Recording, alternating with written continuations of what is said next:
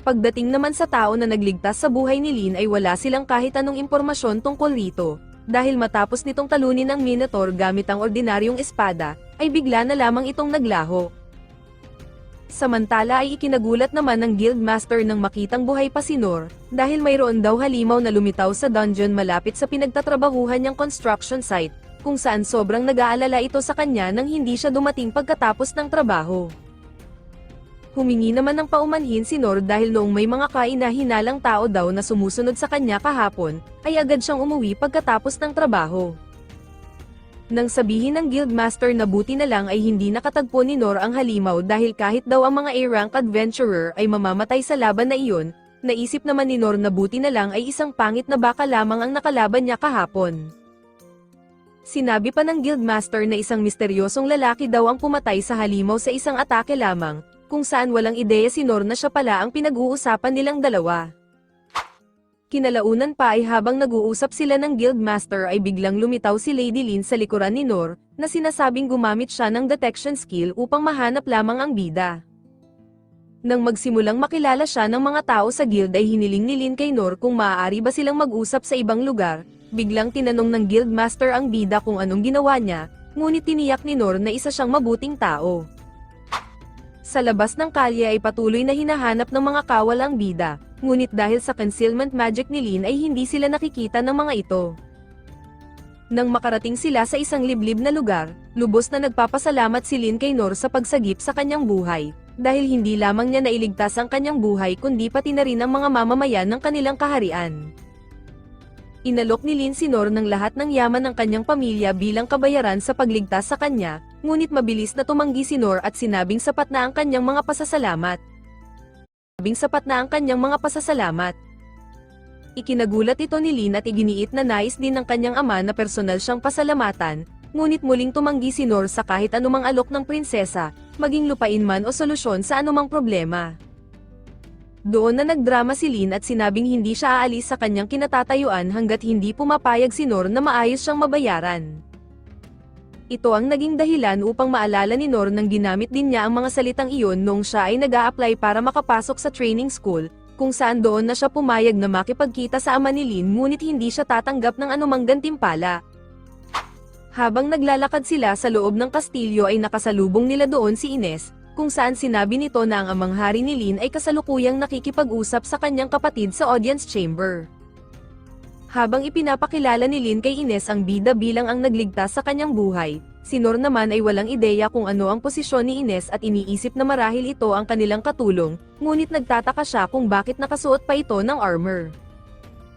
Nang ipagpatuloy na nila ang paglalakad, isang lalaki ang kanilang nadaanan at agad nitong itinutok ang sandata nito kay Noor. Habang ito ay may pangalan na Gilbert, sinabi rito ni Ines na ibaba ang kanyang sandata, dahil si Noor ang lalaki na nagligtas sa buhay ni Lady Lin mula sa halimaw. Nang ibaba ni Gilbert ang kanyang sandata, pabulong na sinabi sa kanya ni Ines na sumama sa kanila sa loob, na lumalabas na hindi pa nila lubos na pinagkakatiwalaan ang bida. Samantala nang malaman ng hari mula kay Rain na ang kaharian ng Deridas ang posibleng nasa likod ng pag-atake kay Lin, hindi ito nagustuhan ng hari dahil tila sinisira ng mga ito ang pinagkasunduan nilang pangkapayapaan. Inaasahan na ito ni Rain dahil mula pa noong huling pagpupulong nila sa hari ng Deridas, ay nais na nitong isuko nila sa kanya ang mga karapatan sa Dungeon of the Lost, na kung saan tila matagal na nitong pinaplano ang kanilang pagbagsak. Maya-maya pa ay dumating na rin si Lin habang agad na nagbigay ng paggalang ang dalawa sa hari, ngunit si Noor ay nagpatuloy lamang sa paglalakad na parang parte ng pamilya.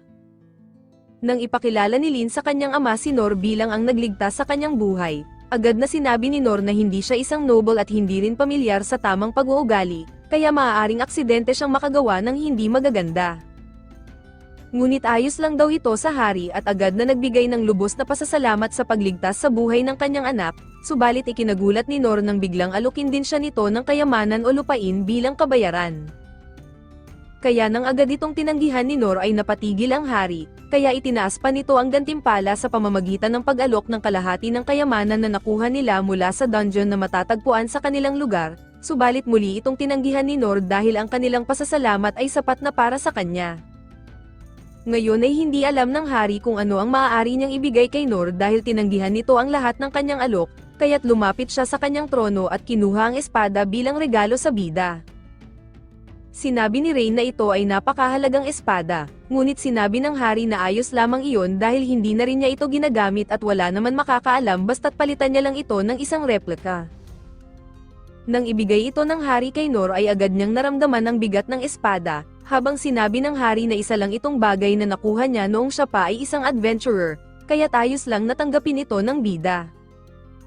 Kaya't nang hiniling ng hari na subukan ito ni Nor, winasiwas niya nga ito sa hangin at naglabas ng malakas na puwersa, na ikinagulat ng lahat na nasa paligid.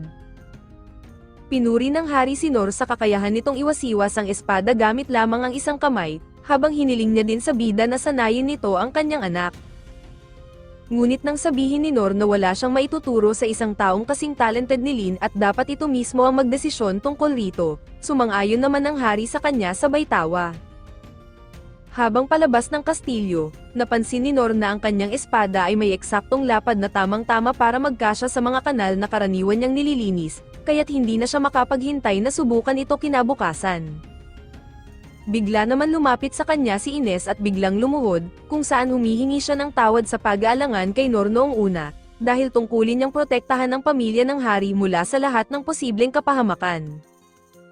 Sa wakas ay naintindihan na ni Nor na hindi pala isang katulong si Ines, kung saan namangha pa siya nang malaman na isa itong pangalawang kapitan ng Warrior Corps. Ayon pa kay Ines ay kilala siya bilang Divine Shield mula pa noong kabataan niya at tungkulin niyang protektahan si Lady Lin, ngunit dahil natupad ni Nor ang tungkulin iyon sa kanyang pagkawala, ay nangangako siyang tutulong sa lahat ng pangangailangan ng bida bilang isang kabayaran. Kaya nang tanungin at malaman ni Ines ang pangalan ni Nor ay bigla niya itong ikinagulat, ngunit sinabi niya sa nagtatakang bida na wala iyon saka umalis. Ngunit hindi pa nga nakakaalis si Nor sa kanyang kinatatayuan ay bigla naman siyang hinarang ni Gilbert at hinahamon siya sa isang laban, kung saan napaisip si Nor na ayaw talaga siyang pauwiin ng mga ito. Habang nagtataka si Nor kung saan sila pupunta, ikinagulat niya nang dalhin siya nito sa training room ng kastilyo at pinapili siya ng kanyang sandata na gagamitin. Kaya kahit matagal nang walang pagsasanay si Nor sa ibang tao mula pa noong siya ay nasa training school, ay tinanggap niya ang hamon ni Gilbert bilang isang magandang pagkakataon upang matuto mula sa isang veterano. Ngunit nang magsimula ang kanilang laban, agad na umatake si Gilbert subalit madali lamang itong naiwasan ng bida. Habang nagpatuloy sa pag-atake ang kanyang kalaban, napansin ni Nor na napakadetalyado ng mga galaw ni Gilbert, ngunit may isang bagay siyang hindi maintindihan, at iyon ay kung bakit sobrang bagal ng mga atake nito. Kaya nang maisip niya na marahil sinasadya ito ni Gilbert dahil isa siyang baguhan, bigla niyang ipinatigil ang laban at hiniling na huwag itong magpigil sa kanya sa pag-atake. Aminado naman pala roon si Gilbert kaya't muli siyang nagbitaw ng mga atake, na kung saan medyo bumilis nga ito ngunit nagtaka si Nor kung bakit nito iniiwang bukas ang sarili para sa isang counter-attack. Samantala ay hindi naman maintindihan ni Gilbert kung bakit hindi niya matamaan si Nor, kaya't sinubukan niyang baguhin ang kanyang atake habang nasa ere ang bida, ngunit nakita pa rin ito ni Nor at madali lamang na nilusutan ang atake. Kaya habang hindi makapaniwala ang ilan ay muling sinabi ni Nor na ayos lang na mas bilisan pa ni Gilbert, kung saan medyo na-hurt doon ang pride ng kapitan. Habang napapaisip si Nor na hindi kaya nagbunga na ang kanyang matagal na panahong pagsasanay at siya ay tila lumakas, isang naiinis na Gilbert ang biglang ginamit ang kanyang ultimate skill upang tamaan lamang ang bida. Kaya nang inakalang tinamaan niya si Nor ay nagawa pa rin pala nitong makaiwas sa kanyang pinakamalakas na atake, kung saan hindi na naman makapaniwala rito ang ilan lalo na si Gilbert. Ngunit doon ay bigla na lamang sumuko si Nor sabay agad na sumibat, habang si Gilbert ay lubos na napahiya kahit ibinigay pa sa kanya ang panalo, dahil sa kaibuturan ng kanyang puso ay alam niyang siya ay natalo. Naalala ni Gilbert noong walang makatalo sa kanya mula pa sa unang araw na humawak siya ng sibat kung saan ito ay itinuturing niyang isang talento, ngunit sa kabila ng lahat ng ito ay wala siyang maramdaman kundi pagkabagot dahil hindi niya matagpuan ang karapat-dapat na kalaban para sa kanya. Kaya nang sabihin sa kanya ng pinuno ng nayon na may kumakalat na balita na tinatawagan ng kaharian ang malalakas upang sumali sa kanilang hukbo para sa paghahanda sa posibilidad na digmaan, ay naging interesado rito si Gilbert at maaaring makatagpo na niya ang kanyang hinahanap. Ngunit nang bumalik nga si Gilbert sa bayan ay wala kahit isang miyembro ng hukbo ang kayang tumapat sa kanya, kung saan kahit ang pagpatay sa mga halimaw ay hindi na rin nagbibigay ng kasiyahan sa kanya, kahit gaano pa kalaki ang kalaban.